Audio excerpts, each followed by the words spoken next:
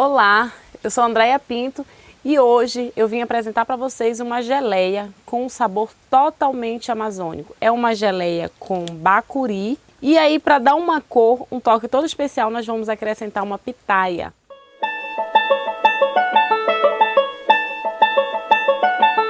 Que é uma fruta que apresenta uma coloração que vem encantando muito as pessoas e ela combina muito com algumas frutas da nossa região.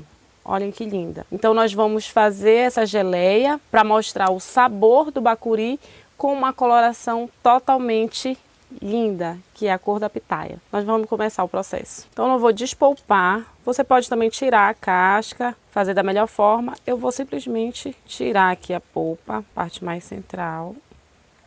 Olhem, ela é incrível em termos de cor, sabor. E assim, a gente vem aqui na região norte fazendo umas combinações de pitaia com os sabores, com cupuaçu, com bacuri, com as nossas frutas cítricas de modo geral, que geralmente apresentam uma coloração um pouco mais clara e para tornar ainda mais atrativo, além do sabor, nós acrescentamos também cor. E a pitaia vem agradando muito, né, por conta da sua coloração totalmente intensa.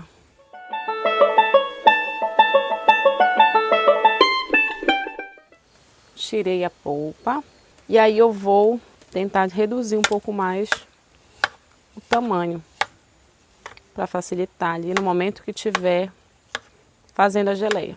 Eu não optei por bater no liquidificador porque eu quero que as sementes também fiquem em destaque. Então, para não comprometer em nada as sementes, para continuar esse contraste entre a cor e a semente da pitaia, eu simplesmente estou cortando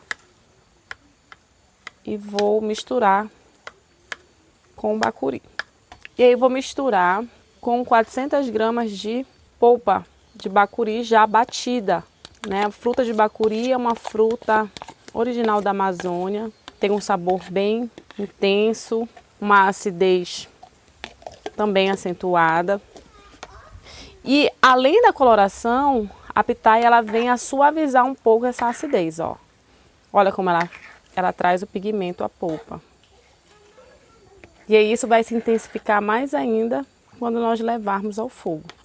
Nós vamos misturar essas 400 gramas de polpa de bacuri, pitaia média, uma pitaia de média para pequena e 250 gramas de açúcar.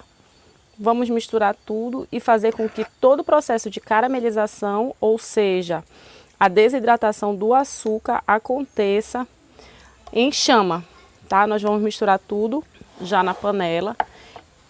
Algumas pessoas pegam e fazem a gelatina, a geleia doce, enfim. Elas pegam e iniciam o processo de caramelização só do açúcar e depois acrescentam a fruta. Eu vou misturar tudo porque, como se tratam de duas frutas, a pitaia, apesar de estar em pedaços, ainda assim ela é bem delicada. À medida que ele for aquecendo, ela já vai derreter e a gente não vai sentir tanto esses pedaços. Diferente de uma goiabada, por exemplo, uma goiabada cascão, que o processo de cocção é bem demorado, justamente para tentar tornar os pedaços mais macios. Como se tratam de uma polpa de bacuri já batida e de uma pitaia que é extremamente sensível, eu vou já iniciar a mistura desde aqui, enquanto eles estão todos frios. E depois eu vou levar ao fogo para promover a homogeneização total das misturas através do processo de caramelização também, que aí no caso a caramelização dos açúcares presentes. Eu estou fazendo nessa panela, mas o preferencial é que sejam em panelas de espessura um pouco mais grossa, né, que é justamente para transmissão do calor da chama para o doce acontecer de forma mais lenta e mais gradativa. Quando se trata de uma panela assim um pouco mais fina, a transferência de calor ela ocorre de forma mais intensa. Aí você tem que ter cuidado quando for, no caso, o seu próprio fogão, manter um fogo, controlar. Inicialmente a gente às vezes deixa um fogo um pouco mais alto Mas à medida que a gente vai percebendo que a caramelização está acontecendo, o açúcar está mudando de cor, a gente reduz um pouco, principalmente se o objetivo não for tanto que a cor fique tão intensa. Aqui no caso, o nosso objetivo não é a cor de caramelo. A caramelização vai acontecer, mas sobretudo a gente quer controlar o processo de caramelização para que o pigmento escuro, que provém da caramelização do açúcar, no caso aqui a sacarose, né, a cana-de-açúcar que veio presente, o objetivo não é tanto intensificar esse processo. É mais promover uma desidratação e fazer com que a água presente nessa mistura, ela se ligue a esses açúcares e assim fazendo com que esse produto tenha uma durabilidade maior. Então nós vamos aquecer, vamos fazer com que o ponto de gel dessa mistura aconteça e aí a gente invasa para que o produto fique armazenado de forma adequada. Então nós vamos iniciar o processo de cocção. Como a panela é uma panela fina, eu coloquei uma chapa para que o calor não ficasse tão direto. Tá? Então aí nós vamos ficar mexendo até que o ponto, né, o ponto de homogeneização, de caramelização, todo aconteça. Porque o objetivo aqui é um processo de desidratação, onde a água que está presente nas frutas, né, ela seja reduzida e assim o produto com uma atividade de água menor, ela vai ter um tempo de prateleira maior. Então, quando a gente faz a geleia, geralmente o objetivo é esse, é reduzir a atividade de água, concentrar o soluto e assim envasar e manter aquela fruta disponível por mais tempo. Então mexe, mexe até o processo de desidratação acontecer. Olha, a gente vai percebendo aqui, ó, não tem formação de gel ainda. Depois que a gelatinização estiver acontecendo, isso vai ficar muito mais intenso, devido à formação do gel que nós estamos objetivando. Estimula a produção de pectina, fica mais intensa devido à presença nas próprias frutas já. E no momento do aquecimento isso é mais intensificado. Gente, eu vou aproveitar o gancho desse vídeo para falar de dois processos que às vezes as pessoas confundem muito caramelização com reação de Maillard. E os dois processos eles são bem diferentes um do outro.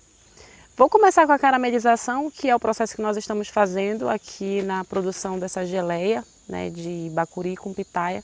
E aí eu vou explicar o que está acontecendo ali, né, em termos químicos. Dentro desse processo de produção de geleias, de doces, né, que nós fazemos, ali nós temos a presença de açúcares. Esses açúcares, em contato com o fogo, eles vão iniciar um processo de desidratação. E aí a gente tem uma concentração maior desses açúcares e aí nós vamos ter a formação através de reações secundárias, né? Algumas reações nem são definidas, mas que a gente classifica como reações secundárias. E aí nessas reações secundárias nós temos a formação das melanoidinas, que são pigmentos de alto peso molecular, são insolúveis, né? São pigmentos que agregam cor ao alimento. Então ele é comum às duas reações, tanto caramelização quanto a reação de Maillard. Mas lembrando que no processo de caramelização, ela vai acontecer onde eu tenho a presença de açúcares, carboidratos. Então eu preciso exclusivamente que o processo inicie na presença destes açúcares, né? Então eu não preciso de outros compostos que envolvam para a caramelização acontecer. É aí que nós fazemos as caldas, nós fazemos, né, alguns produtos que têm essa característica de caramelo. E lembrando, eu sempre falo de um ponto. Quando você fala em caramelo, e existe até o sabor de caramelo, a indústria ela produz o sabor de caramelo. Porque quando você fala em caramelo, você pensa somente em um sabor, em uma cor, você não pensa em mais nada. Então guarda essa informação. Então a cor de caramelo, ela é característica do processo de caramelização, bem como o sabor e o aroma, tá? Ponto. Quando eu falo de reação de Maillard, eu falo da reação de dois grupos, os grupamentos amínicos e os grupamentos carboxílicos. Quando esses dois grupamentos reagem entre si, promovem, né, a reação de Maillard. Lembrando que os grupamentos amínicos provêm dos aminoácidos e esses grupos carboxílicos eles provêm de açúcares redutores, né? E aí o que acontece? Eles vão agir e aí vão produzir a melanoidina, que é o que agrega cor, aroma, sabor aos alimentos. Então, o objetivo tanto da caramelização quanto da reação de Maillard vai ser o mesmo. Vai ser, o produto final vão ser as melanoidinas, quando eu falo de cor.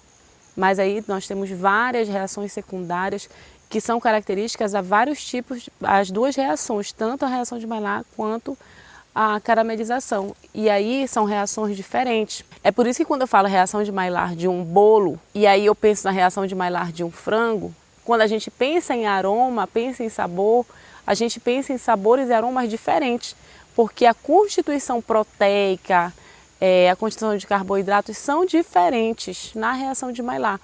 Então a indústria ela não produz, por exemplo, um sabor único, um sabor de Maillard, né? Nós não temos como a gente tem na caramelização, no caramelo, né? Sabor caramelo, porque é único, diferente da reação de Maillard. Eu tenho reação de Maillard no pão, eu tenho reação de Maillard num frango, numa carne, num bolo. Eu tenho reação de Maillard em diferentes formas. Então eu vou ter diferentes cores, diferentes aromas, diferentes sabores, por se tratar da reação entre carboidratos e proteínas. Eu preciso ter esses dois grupos para que essas reações aconteçam, tá bom?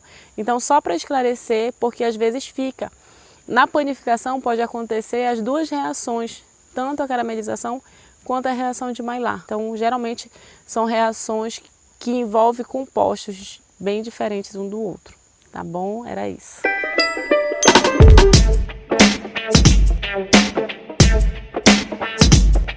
Gente, à medida que nós vamos tendo a cocção, né, daqui da geleia, o que a gente vai percebendo? O brilho, a formação do brilho, a coloração muda. Lembra que estava assim, tipo um pink, né? E agora a gente está se aproximando mais de um vermelho. E além da mudança da cor, a gente percebe um brilho. Porque geralmente esses produtos, quando iniciam um processo de cocção, de concentração, eles vão ficando com uma cor. A gente fala de uma definição que está relacionada a um translúcido. Olha, à medida que ela vai coccionando, a gente percebe o brilho que vai formando e a mudança de cor. Então isso já é característico que a gente está quase chegando no ponto, tá? A concentração do açúcar já está acontecendo e aí a coloração vai mudando. A gente já está com uma geleia vermelha e não mais pink como estava no início da cocção. Gente, então nós tivemos uma concentração aqui, ó, da mistura. Para que ela não fique dura e de difícil uso no momento de passar numa torrada ou passar em um pão, enfim, a gente vai tirar, que o nosso objetivo é deixar esse ponto mesmo, né, um pouquinho mais firme, mas isso vai acontecer depois que ela esfriar. Então nós vamos tirar aqui do fogareiro, nós vamos envasar. Então agora, ao final do processo de cocção, após a esterilização dos potes,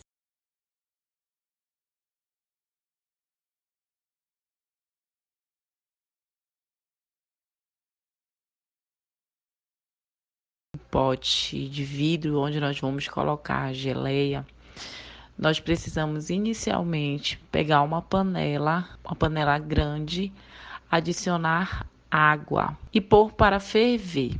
O ideal é que a temperatura chegue em 100 graus. Quando a temperatura atingir esses 100 graus, eu irei adicionar os potes de vidro dentro dessa água, fazendo com que a água entre em contato tanto com a parte externa, mas principalmente com a parte interna do vidro. Esse contato desta água a 100 graus e o pote de vidro vai ter uma duração média de 15 minutos. Esse é o tempo de contato desse vidro com a água quente. Depois disso, eu tiro o vidro de dentro da água, deixo ele escorrer em um local para que o excesso de água saia e, de preferência, deixa secar naturalmente o vidro emborcado. A tampa nós podemos deixar em água por 5 minutos. Isso fará com que o pote fique esterilizado. Vamos adicionar a geleia. Aqui, gente, para quem tem o objetivo de comercializar a geleia, a esterilização dos potes ela é primordial. Não adianta eu preparar uma geleia com todo o cuidado e aí no momento que eu for utilizar o pote, ser um pote totalmente indevido. Primeiro, pote de vidro que tenha tampa para promover o fechamento hermético. O que seria? As tampas que tem essa borrachinha aqui, ó, que quando nós adicionamos a geleia dentro, ele promove o fechamento total. O objetivo é sempre o quê? Fazer com que essa geleia seja adicionado ao pote ainda quente, porque o ar que fica entre a geleia e a tampa, ele fica esterilizado também. Então, fiz a geleia e aí eu vou adicionar ao pote.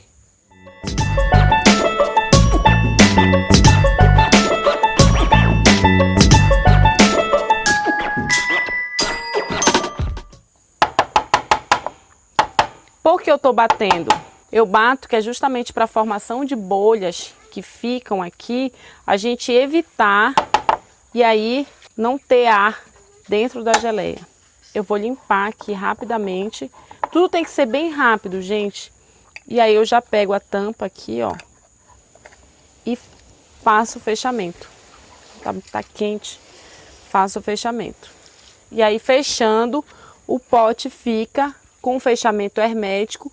O ar que está entre a tampa e a geleia, ele vai ficar um ar esterilizado, porque a geleia ainda quente, ela vai promover a manutenção da temperatura desse ar que fica. E aí você pode ter uma duração desse produto por um tempo muito maior.